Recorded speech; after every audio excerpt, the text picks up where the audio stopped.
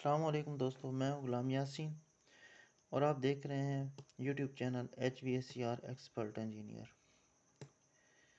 आज की जो वीडियो है ये है थर्मोस्टेटिक एक्सपेंशन वाल्व से रिलेटेड।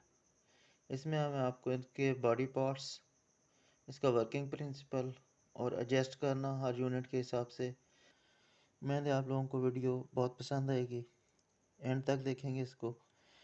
जो नए लोग देख रहे हैं वो मेरे चैनल को सब्सक्राइब, लाइक और अपने फ्रेंड्स के साथ इसको इंफॉर्मेटिव वीडियो को शेयर करेंगे अपने दोस्तों के साथ। तो चलें स्टार्ट करते हैं। सबसे पहली चीज़, थर्मोस्टेटिक एक्सपेंशन वाल्व में इसकी मेन बॉडी हो जाती है। ये जो है इसकी मेन इनलेट हो जाती है, ये वाली साइड। बेलोज जो है इसके बिल्कुल अपोजिट जो साइड होगी, हमेशा ये इसकी इनपुट होगी। और ये वाली साइड और इनपुट जो है वो कदरे छोटी होती है आउटपुट की निस्बत। इसमें अगर बज़ाहिर देखा जाए तो ये जो है यहाँ से ये सारा ये होल ही है अंदर।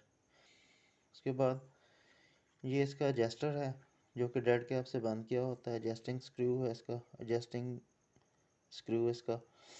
किसी भी यूनिट के लिहाज से इसको आप खुद एडजस्ट कर सकते हैं जो आपका यूनिट होगा, चाहे वो रेफ्रिजरेशन यूनिट है या एयर कंडीशनिंग यूनिट।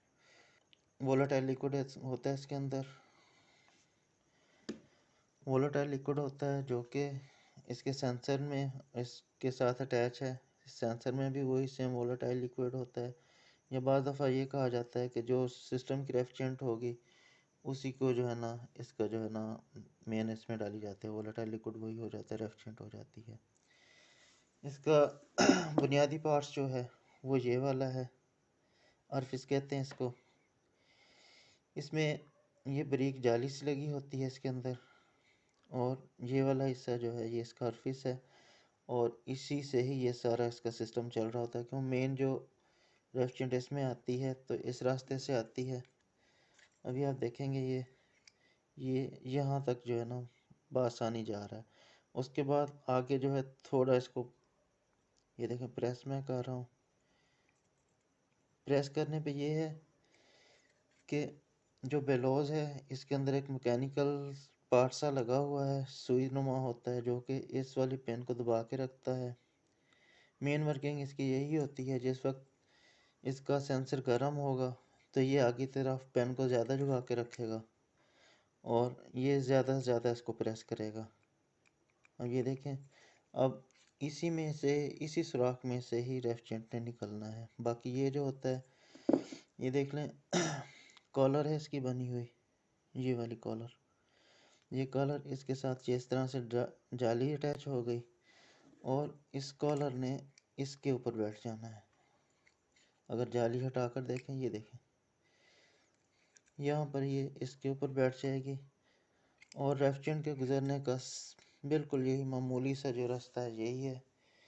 ये भी इसके अंदर मैकेनिकल पार्ट्स होते हैं, स्प्रिंग वगैरह लगे होते हैं जो कि इसको आगे की तरफ प्रेस करके रखते हैं, और बेलोज जो है इसको दबा के रखती है। ये देखें आप, ये यहाँ पर वैसे रुकी हुई है, दबाने पे ये इसका रास्ता खुल जाता है।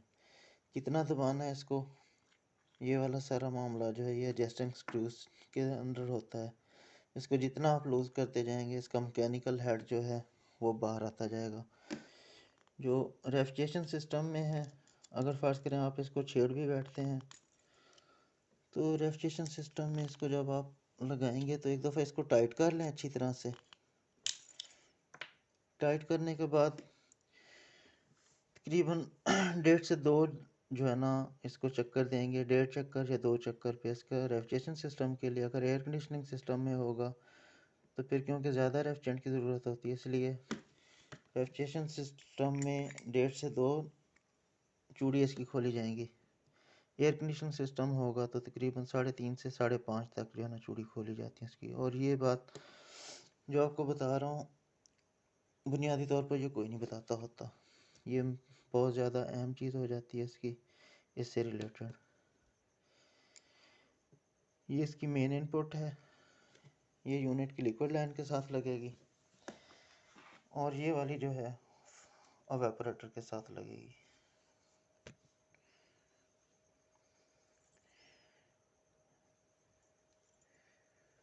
ये इसकी बेलोज हो गई। बेलोज जो है ये इसका सेंसर हो गया। सेंसर हमेशा इसका सेक्शन लाइन के साथ लगाना चाहिए। सेक्शन लाइन पे लगा के इसको ऊपर से कवर होना चाहिए, ताकि सेक्शन लाइन का ही टेम्परेचर जो है ना और ऊपर से कवर करेंगे ताकि ये सेक्शन लाइन के ही टेम्परेचर पे ऑपरेट हो। फर्ज करें अगर अंदर से ज़्यादा हीट आती है तो ये मज़ीद रास्ते को खोल देगा, और कूलिंग होने पे या सेक्शन लाइन के ठंडा होने पे या फ्रास्ट आने पे ये उसके सिस्टम को जो रास्ता होगा उसको बंद कर देगा। इसमें एक बात का ख्याल रखा जाता है कि जिन यूनिटों पे थर्मोस्टेटिक एक्सपेंशन वाल इस्तेमाल किया जाएगा उनके साथ लिक्विड रिसीवर लाजमी लगाया जाता है।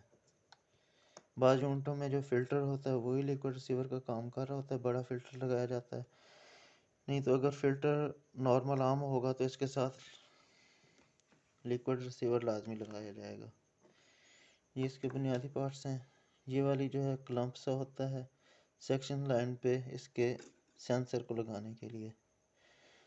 सेक्शन लाइन के साथ इसको लगा के उसके ऊपर इसको क्लम्प कर दिया जाता है और ऊपर से इंसुलेट कर देंगे। एरोफ्लेक्स या कोई और जो इंसुलेशन जो आपके पास इस्तेमाल होती है वो लगा देंगे और उसी से ही जो है ना इसको कवर किया जाएगा। उम्मीद है आज की वीडियो आपको पसंद आई होगी। मेरे चैनल को सब्सक्राइब करें, लाइक करें और कमेंट लाजमी किया करें ताकि मुझे मेरे चैनल को अच्छा करने के लिए जो आपके मशवरे हैं वो मुझे मिलते रहें। बहुत शुक्रिया। अल्लाह हाफिज़।